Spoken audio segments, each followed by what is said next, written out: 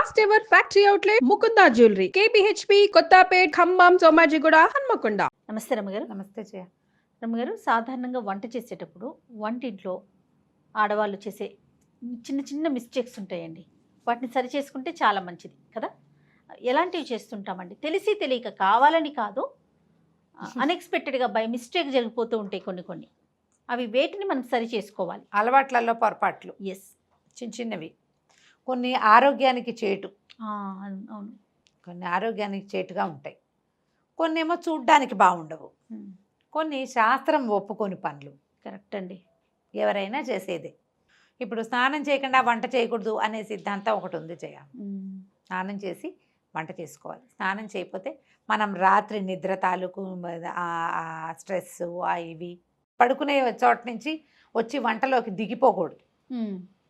పొద్దున స్నానం చేసేసి వంట చేస్తే ఫ్రెష్గా ఉంటుంది. అవును. అయితే వంట అయ్యేసరికల్లా చెమట పోస్తుంది కదా, అంటే మళ్ళీ స్నానం చేస్తే సరిపోతుంది.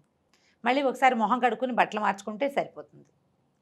వంట అనేది అంత బృహత్తర కార్యక్రమం కదా. మనం ఏం పొయ్యి దగ్గర కూర్చుంటున్నామా? ఇప్పుడు స్టవ్, ఇండక్షను, అంతే, మైక్రోవేవ్, లేకపోతే రైస్ కుక్కరు, ఇవే కదా మనం వాడుతున్నాం. ఇంట్లో వంటిళ్ళల్లో ఖచ్చితంగా ఎగ్జాస్ట్ ఫ్యాన్ ఉండేలాగా పెట్టుకోండి. చిన్న చిన్న ఇళ్లల్లో కూడా చిట్టి వంటిళ్ళైనా ఒక ఎగ్జాస్ట్ ఫ్యాన్ ఉంచుకోండి. ఇప్పటిదాకా లేకపోతే అందరిళ్లలోనూ చిమ్నీలు ఉంటున్నాయి, ఎగ్జాస్ట్ ఫ్యాన్లు ఉంటున్నాయి. ఎగ్జాస్ట్ ఫ్యాన్ ఉంటే ఏమవుతుందంటే గాలి బయటికి వెళ్ళిపోతుంది, ఆవిరి బయటికి పోతుంది, నూనె వాసనలు బయటికి వెళ్తాయి. మనకంత చెమటగా ఉక్కగా బంకగా అలాగేం ఉండదు. ఎవరింటి కిచెన్లో ఎగ్జాస్ట్ ఫ్యాన్ లేదో పల్లెటూళ్ళల్లో కూడా ఎగ్జాస్ట్ ఫ్యాన్ పెట్టుకోవచ్చు. రకరకాల ఫ్యాన్లు, లైట్లు పెట్టుకుంటాం కదా, దాంతోపాటు ఇది కూడా పెట్టుకుంటే ఇల్లు శుభ్రంగా ఉంటుంది. మీకు కూడా కొంచెం ఫ్రెష్ ఫీల్ ఉంటుంది. ఆ ఇంట్లో మా వంట చేసిన ఘాటు వాసనలన్నీ ఇల్లంతా చుట్టుముట్టకుండా బయటికి వెళ్తాయి. ఇది ఒక పద్ధతి. సూపర్. అయితే స్నానం చేయకుండా వంట చేయొద్దు, మెయిన్ రూలు. ఎప్పుడో ఒకప్పుడు హడావిడిగా చేసేయాల్సి వస్తుంది, తప్పదు. ఇంకా అవకాశం లేనప్పుడు చేసేసుకోండి. అవకాశం ఉన్నప్పుడైనా 12 దాకా ఉండి 12కి స్నానం కాకుండా పొద్దున్నే ఓ చెంపు పోసుకోండి. తర్వాత కావాలంటే హెన్నా పెట్టుకోండి, మీ ఇష్టం, మళ్ళీ చేయొచ్చు. హెన్నా పెట్టుకోవాలి, ఆ వాటి కోసమే కదా ఆగుతాం కదా జయ. బట్టలు ఉతుక్కోవాలి, హెన్నా పెట్టుకోవాలి, ఇంకేదో చెయ్యాలి, ఇల్లు ఊడ్చి తడిబెట్టి పెట్టుకోవాలి. ఒక చెంబు నీళ్ళు పోసుకుని స్నానం ఫ్రెష్గా తర్వాత పనులు మొదలు పెట్టుకోండి. అయితే ఇల్లు వాకిలి ఊడ్చాక స్నానం చేస్తే బాగుంటుంది. ఇల్లు ఊడ్చుకోవటం అది పొద్దున్న చేసేస్తాం కదా, పొద్దున్నే చేసేస్తారు. పని వాళ్ళు ఉంటే ఆ వీలు వేరేవి. సాధారణంగా చేయకూడని మిస్టేకు స్నానం చేయకుండా వంట చేయటం. మీ అవకాశాన్ని బట్టి చేయండి అమ్మా. ఇది శాస్త్రం చెప్పిందే అయినప్పటికీ మనం ఇప్పుడు పరుగు జీవితాలు వేరు మనవి. అవును. మనకున్న స్ట్రెస్, మనకున్న టైము, దాన్ని మేనేజ్ చేసుకునేటట్టుగా వీలుగా ఎలాగోలాగా కుదుర్చుకోండి. కనీసం పర్వదినాల్లోనూ పండగల్లో అయినా స్నానం చేసి వంట చేసుకోండి. ఓకే, కనీసం పర్వదినాల్లో ఇదొకటి. తర్వాత జుట్టు విరబోసుకుని వంట చేయొద్దు. నాలాగా ఇంత చిన్న పిల్లకున్న వాళ్ళు కూడా ఒక క్లిప్ పెట్టుకోండి. ఈ వంట చేసేటప్పుడు హెయిర్ మన స్టవ్ మీద కానీ, వంటలో కానీ, నేల మీద కానీ పడితే చీదరగా ఉంటుంది చూసే. తర్వాత జుట్టు ఎంతసేపు ఇట్లా అనుకుంటూ వంట చేయొద్దు. అసలు తల మీదకి చెయ్యి వెళ్ళకూడదు. అది దరిద్రహేతు అని నేను చెప్పనమ్మా, శుభ్రం కాదని చెప్తా ఖచ్చితంగా. వెంట్రుకలు రాలుతాయి, పెద్దవే రాలకల్లా. ఇప్పుడే స్టార్ట్ అవుతున్న చిన్న వెంట్రుక కూడా రాలుతుంది, చేసే పదార్థంలో పడుతుంది. అవును. ఈ మిస్టేక్ చేయొద్దు. జుట్టు విరబోసుకొని ఉండద్దు. దేవుడి పూజని జుట్టు విరబోసుకొని చేయకూడదు. వంట అదే శ్రద్ధగా చేయాలి. వంట చేసేటప్పుడు దుమదుమలాడుతూ, తిడుతూ, విసుక్కుంటూ చేయబోకండి. మీరెంత ప్రశాంతమైన ఆలోచనలతోటి వంట చేస్తారు, ఎంత తాపీగా, ఎంత టైం మేనేజ్మెంట్తో వంట చేస్తారు, వంట అంత చక్కగా కుదురుతుంది. తినే వాళ్ళకి కూడా బాగుంటుంది, వాళ్ళ ఆరోగ్యానికి కూడా మంచిది. మన భర్త మన పిల్లలే తింటారు ఎక్కువగా. ఎప్పుడైనా గెస్ట్లు వస్తారు, ఎవరికైనా ఎక్స్ట్రా వండాల్సి వచ్చినప్పుడు విసుక్కోబోకండి. ఇవి చేయకూడదు అని చెప్తారు పెద్దలు చెప్పే మాటలు. అదేలేండి. విసుగ్గా వంట చేస్తే దాని ఎఫెక్ట్ దాని మీదకి వెళ్తుంది, వంట మీదకి. రుచి కుదిరినా కూడా మన మనసు అందులో లేదు. అవును కదా. రుచి కుదరచ్చు, ఒక్కొక్కసారి కుదురుతుంది. మనకు వంట బాగా చేయి తిరిగిన వంట అయితే ఆ నిద్రలో వేసిన తాలింపులు, ఉప్పు, కారాలన్నీ సరిగ్గానే ఉంటాయి. ఫోకస్డ్గా చేయండి వంటిల్లు శుభ్రంగా ఉంచుకోండి. తరచుగా ఉన్న వస్తువులు పప్పు, చింతపండు, మిరపకాయలు, రవ్వలు, పిండ్లు ఉంటే వాటిలలో ఏమైనా పురుగు పట్టిందేమో అబ్జర్వ్ చేసుకోండి. వంటింట్లోకి కొంచెం ఎండ, గాలి, వెలుతురు తగిలేలాగా ఉంచండి. ముందు దేవుడి గది ఎంత శ్రద్ధగా తుడుచుకుంటామో అట్లా శ్రద్ధగా వంటలు తుడవండి. రోజుకి 2 సార్లు తడిబట్ట పెట్టడం మంచిది. వంటింట్లో కాస్త నీళ్ళు చల్లి తుడుచుకున్నా సరే అంతే. స్టవ్ తొడవకుండా, గట్టు తొడవకుండా రోజువారీ వంట చేయొద్దు. పొద్దునే కుదరలేదు 9 గంటలకైనా సరే, 9ంటికి కుదరలేదు మధ్యాహ్నం అయినా సరే, మధ్యాహ్నం కుదరలేదు రాత్రి అయినా సరే, ఖచ్చితంగా కిచెన్ గట్లు అవి తుడుచుకోండి. ఆ గట్టు తుడిచేటువంటి క్లాతుల్ని రెగ్యులర్గా మార్చేసేయండి. దాంట్లో చాలా జర్మ్స్ ఉంటాయి.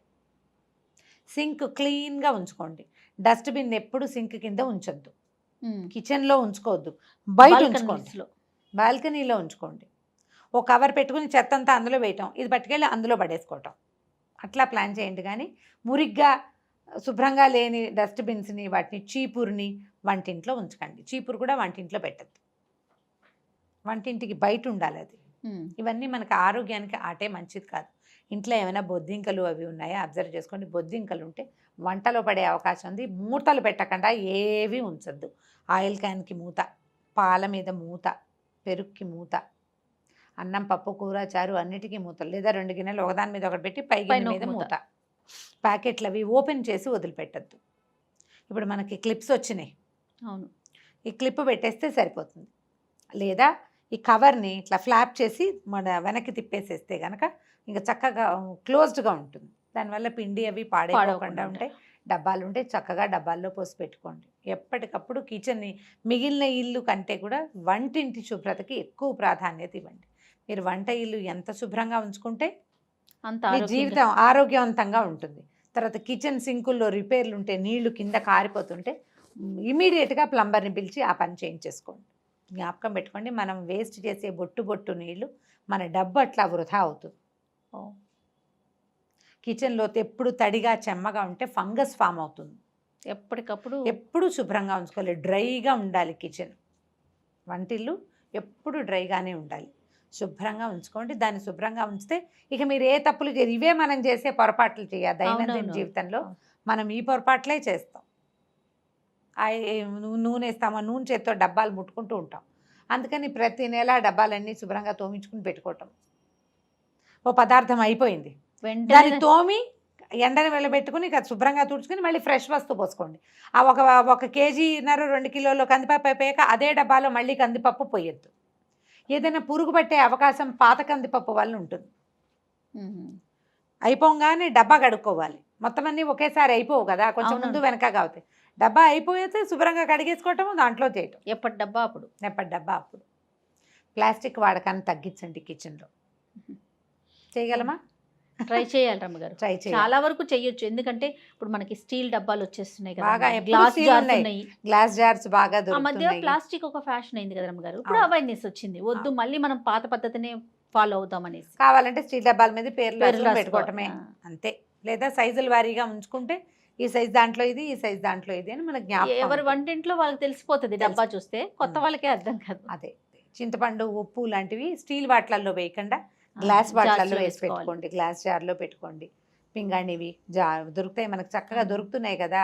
అట్లా ఏదైనా అంటే మనం ప్రధానంగా ఏంటంటే ఈ తప్పుల వల్లే మనకి అనారోగ్యం రావడానికి అవకాశం ఉంటుంది. అవును, మురికి, దుమ్ము, పాత వస్తువు ఉండిపోవటం, పాత ఉన్న దాంట్లోనే వేయటం, పురుగు పుట్టి పై వస్తువు పాడైపోవటం. ఎప్పటికప్పుడు కందిపప్పు, మినపప్పు, శనగపప్పు, పెసరపప్పు, పల్లీలు, ఎండుమిర్చి వీటిని చెక్ చేసుకోండి. ఎక్కువ తెచ్చామనుకో అడుగు వస్తువు పాడైపోవడానికి అవకాశం ఉంటుంది. ఎక్కువ అయితే కనుక నేనైతే ప్యాక్ చేసి ఫ్రిడ్జ్లో పెట్టినాను జయ. ఎందుకు అబద్ధం చెప్తాం, ఫ్రిడ్జ్లోనే ఉన్నాయి. అవునా? మా రవ్వలు మెట్రో నుంచి తెచ్చాను అనుకో, ఒకవేళ అప్పుడు మరి రవ్వ బయట పెడితే పురుగు పడుతుంది. మొత్తం మా ఫ్రిడ్జ్ పెద్ద బీరువాలాగా ఉంటుంది, బీరువాలో దోసి పెట్టుకోవటం. ఏం చేస్తాం? తప్పట్లేదు రమ్మగారు, ఏ వస్తువైనా పాడైపోతుంది. తప్పట్లేదు. ఎండు మిరపకాయలకి వెల్లుల్లికి కూడా పురుగు పడుతుంది అంటే చూడండి, మరి పురుగు పడుతుంది. మీరు వస్తువులు ఏమైనా తడి బట్టలు అలాంటివి ఉంచబోకండి. తడి వస్తువులు ఉంచొద్దు. పాడైన వస్తువు ఇమీడియట్గా డిస్పోజ్ చేసేయండి. రేపు ఎప్పుడో బాగు చేద్దామని అనుకున్నామంటే ఆ పప్పులలో ఉన్న పురుగులు మిగిలిన వాటికి పట్టేస్తాయి. బయట పెట్టేయండి ఎండలో. బాల్కనీ అవకాశాలు ఉంటే బాగుంటుంది. మళ్ళీ కొత్తగా ఫ్లాట్లు కట్టుకునే వాళ్ళు, కొత్తగా ఇళ్ళు ఏర్పాటు చేసుకునే వాళ్ళు మంచి వెంటిలేషన్ చూసుకోండి కిచెన్కి. బాల్కనీలోకి కిచెన్కి డోర్ ఉంటేనే మంచిది, మనకి గాలి వెలుతురు వస్తాయి. అవును. ట్రై చేసి చూడండి. ఇప్పుడు ఇవన్నీ అందరికీ తెలిసినవే, నేను కొత్తగా చెప్పినవి ఏమీ లేవు. ఏమైనా 1-2 టిక్కులు పెట్టుకుంటే కనుక ఆ టిక్స్ని సరి చేసుకోండి. ఇవందరికీ తెలిసిన మాటలే, కొత్త మాటలు ఏం చెప్పట్లేదు. నేనైతే స్ట్రిక్ట్లీ 2 విషయాలు నాకు చెప్పాలనిపించేది ఏంటంటే, శుభ్రంగా ఉండి వంట చేయండి, మురిగ్గా వంట చేయొద్దు. శుభ్రమైన వంటింట్లో వంట చేయండి, అది మీకు మంచిది, ఇంట్లో వాళ్ళకి మంచిది. రైట్. నమస్తే. నమస్తే జయ.